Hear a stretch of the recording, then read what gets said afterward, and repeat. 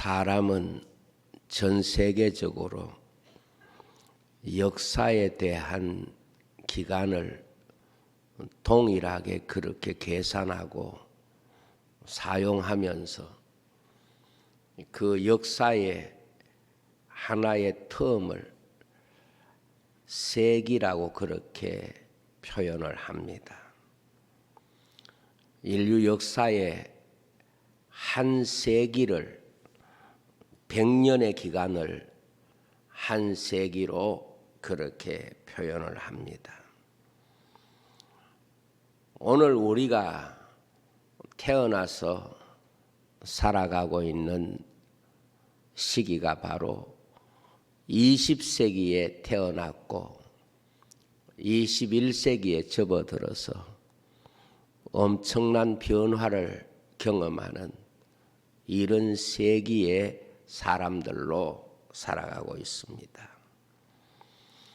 아마 인류 역사 속에 가장 엄청난 변화가 일어난 세기를 말한다면 20세기일 것이고 그리고 21세기일 것입니다. 20세기는 1901년에서 2000년까지를 말하고 있는데 사실 이 20세기는 인류 역사상 가장 많은 변화와 그리고 모든 면에서 변화가 일어난 세기라고 볼 수 있습니다. 경제적으로, 기술적으로, 정치적으로 그리고 인류에게 있어서 삶의 변화까지 보면 20세기는 이전과 이후가 전혀 다른 세상을 만든 그런 세기가 20세기라고 말할 수 있겠습니다. 그런데 바로 이 20세기에 사람들에게 사상적으로 가장 많은 영향을 준 사람이 있는데 그 중에 한 사람이 프랑스의 철학자 사르트르와 또 다른 한 사람은 독일의 본 헤퍼라고 하는 목사님이십니다. 여러분이 보고 있는 이 사진이 바로 프랑스의 20세기에 가장 많은 사상적 영향을 주었던 사르트르와 그리고 그 옆에 있는 분이 독일 히틀러를 반대해서 그 나라와 믿음과 세계를 지키고자 했던 본 헤퍼 목사님의 사진입니다. 1980년 프랑스 브루세 병원에 사르트르가 입원을 하게 됩니다. 사르트르는 20세기에 등장된 프랑스가 온 세상의 자부심과 자존감으로 자랑했던 아주 세계적인 지성이었습니다. 전 세계 많은 학자들이 그의 가르침을 따르게 되고 그는 학문적으로 새로운 세계를 열었다고 말할 만큼 대단히 많은 사람들에게 그의 학문은 부러움의 대상이 되기도 하고 그리고 정치와 경제와 그 사회를 근본적으로 바꾸는 그런 사상이 되었습니다. 그래서 노벨상까지 이 사르트르에게 주겠다고 그렇게 연락이 갔지만은 이 사람이 얼마나 대단한 사람인가 하면 노벨상을 거절한 사람입니다. 노벨상 같이 부르주아에게 물든 그러한 상은 내 인생과 이 세계에 별로 필요한 게 아니다. 노벨상을 스스로 거절한 이 사상가요 철학가가 바로 사르트르입니다. 그런데 이 사람이 나이가 들면서 몸에 질병이 왔고 그래서 브로세 병원에 입원을 하게 됐습니다. 사르트르가 한 달 동안 이 병원에 있었는데 세계의 많은 언론과 학자들이 이 사람이 병들어 병원에 입원한 것을 아쉬워하면서 이 사람의 마지막에 대하여 주시하고 있었습니다. 그런데 사르트르가 한 달을 이 병원에 있는 동안에 소리를 지르고 발악을 하고 마치 미치광이처럼 인간의 가장 낮은 삶의 모습과 비굴한 인간의 모습을 보여주었습니다. 어디를 보아도 그에게 철학자의 모습은 없었고 그리고 그는 자기 자신에 대한 두려움 때문에 의사에게 자기 자신이 어떤 병에 걸렸는지 물어보지도 못했습니다. 심지어 곁에 있는 아내에게까지 자기 자신이 병으로 죽을 수 있다는 것을 물어보지도 못합니다. 그는 마지막 순간 죽음에 대한 극심한 공포 때문에 발악을 하다가 1980년 4월 16일 세상을 떠났습니다. 그가 세상을 떠난 뒤 프랑스는 지금까지 자랑해왔던 프랑스의 지성과 프랑스 사람들의 의식을 대표한다고 생각했던 이 사람이 얼마나 나약한 인생인지를 알게 되고 사람의 지식이라는 것이 사람을 변화시킬 수 없다는 사실을 확인할 수밖에 없었습니다. 프랑스의 언론들이 이런 기사를 실었습니다. 사르트르의 죽음이 그가 지금까지 살아왔던 삶의 모습과 너무 달랐다. 그토록 자유를 외쳤던 그가 마지막이 그토록 비참한 모습을 보여준 이유가 무엇일까? 이렇게 신문에 기사를 냈는데 어떤 독자가 그 신문사에 투고를 합니다. 그리고 그것이 유명한 말이 됐습니다. 사르트르의 말로가 그렇게 비참했던 이유는 그에게는 돌아갈 고향이 없었기 때문입니다. 라고 하는 독자의 투고였습니다. 프랑스가 사르트르를 그토록 자랑했다면 독일에는 본 헤퍼라고 하는 목사가 있었습니다. 그는 사르트르와 같은 20세기를 살았지만은 사르트르보다는 앞서 죽었습니다. 세계대전 중 독일 수용소에서 나치에 항거하다가 죽었습니다. 어느 날 간수가 그의 감방문을 열고 들어오는 것을 보고 그는 직감적으로 자신의 죽음이 눈앞에 있다는 것을 알게 됩니다. 그래서 함께 있던 감방의 많은 동료들에게 활짝 웃으면서 이렇게 마지막 말을 남겼습니다. 형제 여러분, 나에게 죽음이 찾아왔네요. 그러나 기억하십시오. 이 일은 마지막을 뜻하는 것이 아닙니다. 어찌 보면 우리의 이야기는 여기에서 시작됩니다. 주님께서 나를 위하여 예비하신 집으로 나는 오늘 갑니다. 우리 다시 만날 때까지 안녕히 계십시오. 이렇게 말을 남기고 그 감방을 나갑니다. 그 모습을 본 많은 사람들이 그를 뒤덮고 있는 기쁨과 평안을 보았고 깊은 감동을 느낄 수 있었다고 합니다.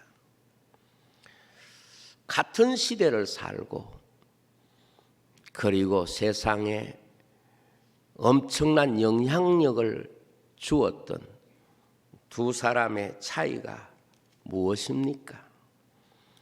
사르트르와 본헤퍼의 차이가 어디에 있다고 생각되십니까?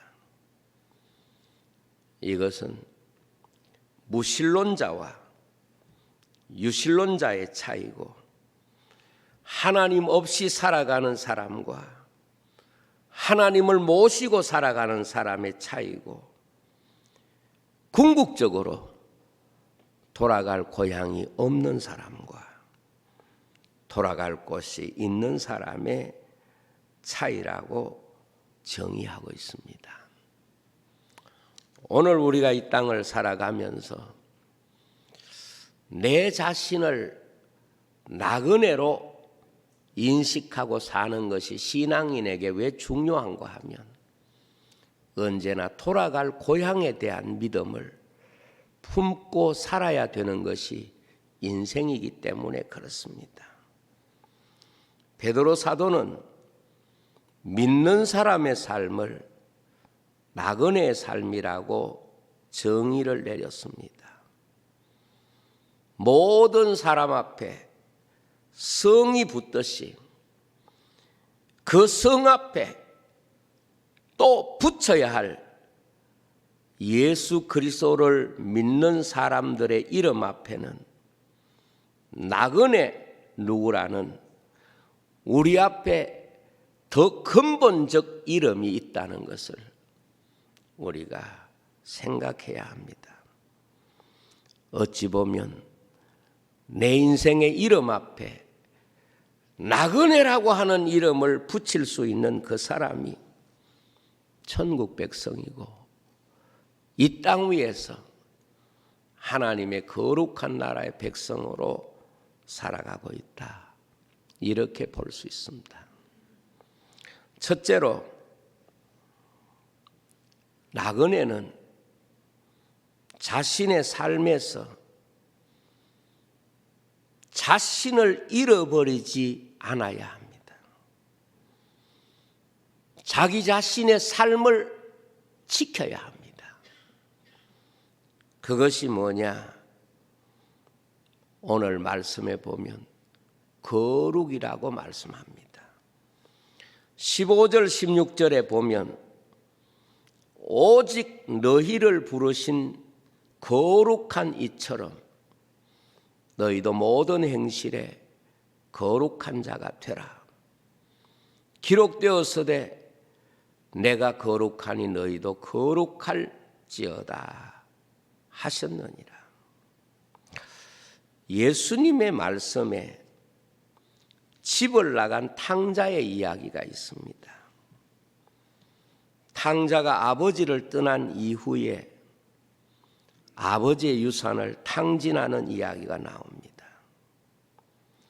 여기에서 탕자는 자기 집을 떠나서 모든 것을 잃어가는 삶을 주님이 말씀하십니다. 그런데 알고 보니까 아버지가 준 것을 잃어갈 때에 자기 자신의 모습도 잃어가는 겁니다. 자신을 잃어가는 것입니다. 그래서 탕자는 아들이라고 하는 얼굴을 잃어가고 아들이라고 하는 신분을 잃어가고 마지막에는 자기 자신을 잃어버린 인생이 된 것입니다. 그래서 그는 아버지의 아들이라고 하는 모든 것을 다 잃어버린 것입니다. 여러분, 우리가 이 땅을 살면서 나그네로 산다는 것은 자기 자신을 찾아가는 삶도 있고 자기 자신을 잃어가는 삶도 있습니다. 나그네가 나그네로 살면서 가장 바르게 사는 비결은 내 자신이 누구인가를 찾아가는 것이, 이게 나그네 인생에 있어서 가장 중요한 삶의 자세라고 말할 수 있겠습니다. 성경에 나그네로 살았던 대표적인 세 사람이 있습니다. 나그네로 살았던 대표적인 세 사람이 누군가 하면 요셉과 모세와 다니엘입니다. 이 세 사람에게서 찾을 수 있는 나그네 인생의 공통점이 뭔가 하면 내가 살아가는 곳에서 나 자신이 누구인가를 잃어버리지 않았다고 하는 것입니다. 내가 누구인가를 잃어버리지 않아야 나그네로 사는 것입니다. 내가 사는 곳에서 내가 누구인가를 잊어버리면 이미 그는 그곳에서 나그네로서의 삶을 잃어버린 것입니다. 요셉은 보디발의 유혹 앞에서도 내가 누구인지를 잊지 않고, 다니엘은 기름진 음식과 세상의 유혹 앞에서도 자기가 누구인지를 잊지 않았고, 모세는 애굽 왕궁에 자랐지만은 자기 자신이 누구인지를 잊지 않았습니다. 그래서 그들은 그 시대의 그 자리에서 가장 영광스러운 지위를 가지고 있었지만 그럼에도 불구하고 나그네임을 잊지 않았기 때문에 성경은 그들의 믿음을 정의할 때마다 그들이 나그네임을 잊지 않았던 그곳에 그들의 믿음의 근원이 있다는 것을 우리에게 밝히고 있는 것입니다. 나그네가 나그네로 사는 비결은 내가 누구인지를 잊지 않아야 나그네로 사는 것입니다. 내가 누구인지를 잊어버리는 그 순간 우리는 나그네라고 하는 이름도 지워버리게 되는 것입니다. 요셉은 애굽에 있어도 총리가 되었어도 내가 이곳에 있는 모든 삶은 나그네 인생이야, 이것을 죽을 때까지 마음에 품고 살았던 사람이고, 다니엘도 바벨론의 총리가 되었지만 내가 이곳에 사는 것은 나그네로 살고 있을 뿐이야, 이것을 잊지 않았고, 모세 역시 바로 공주의 아들로 자라고 그곳에 학문을 배웠지만 자신이 나그네 인생으로 산다는 것을 자기 백성을 생각하면서 잊지 않으면서 자기 자신을 지킬 수 있었던 것입니다. 여러분, 인생이 이 땅 위에 살면서 거룩함에 대한 가장 근본적인 근거는 본향을 잃지 않은 사람들이 가지고 있는 삶의 자세를 말하는 것입니다. 윤리가 아닙니다. 기독교의 거룩이라고 하는 것은 하나님의 나라를 잊지 않고 살고 있다고 하는 증거인 것입니다. 기독교의 거룩이라고 하는 것은 우리가 하나님 나라에 들어가야 한다는 이 믿음에 근거하는 것입니다. 만약에 어떤 부인이 남편에게 다시 만나야 된다고 하는 이 소망을 가지고 산다고 하면 다른 건 다 몰라도 자신의 정절을 지키는 것이 그 삶에 있어서 가장 중요할 수밖에 없습니다. 만약에 자기가 정절을 핑계치고 가볍게 생각하고 산다면 그는 그 남편을 자신의 마음속에서 내려놓은 사람과 같습니다. 그 사람에게 있어서 거룩이라고 하는 것은 해석될 수 없는 주제가 될 수밖에 없습니다. 두 번째로 나그네 길에 하나님의 말씀을 따라가는 길은 순종의 길입니다. 오늘 14절 말씀에 보면 너희가 순종하는 자식처럼 전에 알지 못하던 때에 따르던 너희 사욕을 본받지 말고 그랬습니다. 하나님은 하나님의 백성들이 나그네 인생으로 이 세상을 살아가는 동안에 길을 주셨습니다. 그것이 바로 말씀입니다. 이스라엘 백성이 광야 40년 동안 하나님이 주신 그들이 가야 할 나그네 인생의 길이 바로 말씀의 길입니다.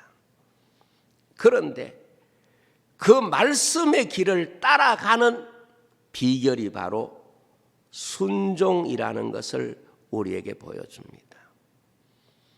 순종은 인생이 말씀의 길을 따라가는 유일한 발걸음이고 신앙의 고백입니다. 어떤 사람이 하나님이 그들에게 준 말씀의 길을 잃어버렸는가 하면 순종하지 않았기 때문에 그렇습니다. 그래서 성경은 순종은 믿음의 길이고 불순종은 어그러진 길로 말씀하고 있는 것입니다. 아브라함이 왜 믿음의 조상입니까? 그는 순종의 길을 걸었던 사람입니다. 사울이 임금이었지만은 왜 어그러진 길로 갔습니까? 불순종의 길이 어그러진 길이 될 수밖에 없는 것입니다. 예수님이 이 세상에 오셔서 사람들에게 행동에 대한 말씀을 주실 때에 순종하면 무덤도 길이 되는 것이고 어떻게 보면 절망적인 것도 그 속에 순종을 통하여 하나님이 길을 주셨습니다. 그러나 인류의 조상이 순종하지 않을 때에 하나님은 길을 막아버렸습니다. 들어갈 수 없도록 했습니다. 무엇을 말합니까? 하나님의 말씀의 길을 가는 방식은 지식이 아닙니다. 순종입니다.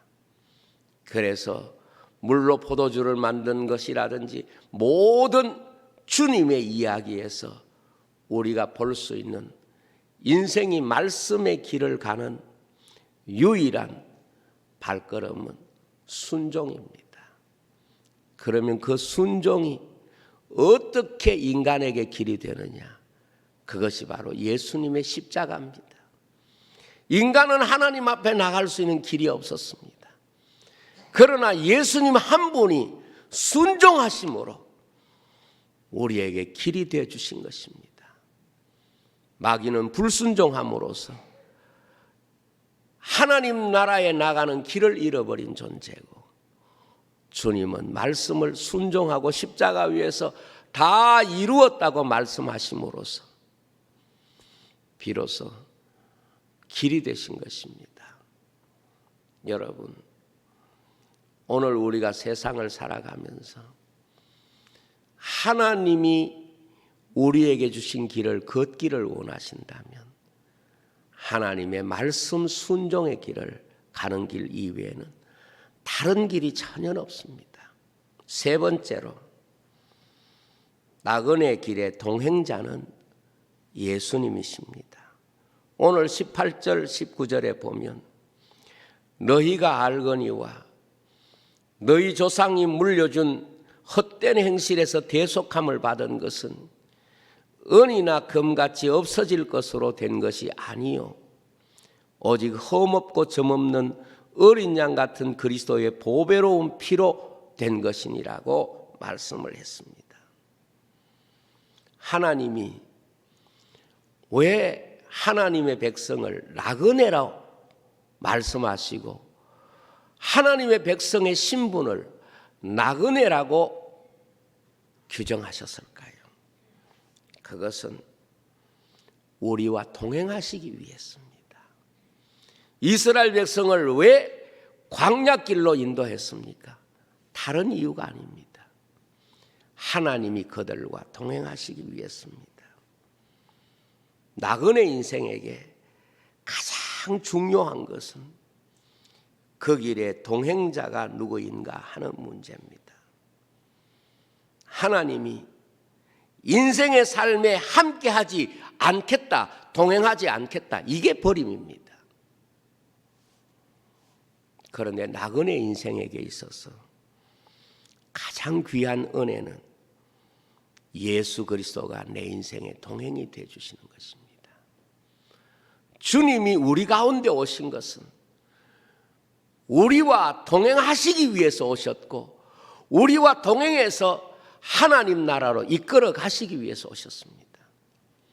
그래서 주님은 내가 곧 길이라고 말씀했습니다. 주님이 길이라고 말씀하신 이유는 나그네 인생길을 가는 우리에게 주님이 동행하신다는 것을 약속하는 말씀입니다. 이스라엘 백성은 애굽에서 이끌어내셔서 나그네 세월을 보내게 하신 가장 큰 이유는 동행의 은혜입니다. 동행의 은혜입니다. 한평생 사람이 성공했다고 하더라도 그것이 하나님 앞에서 성공이 될 수는 없습니다.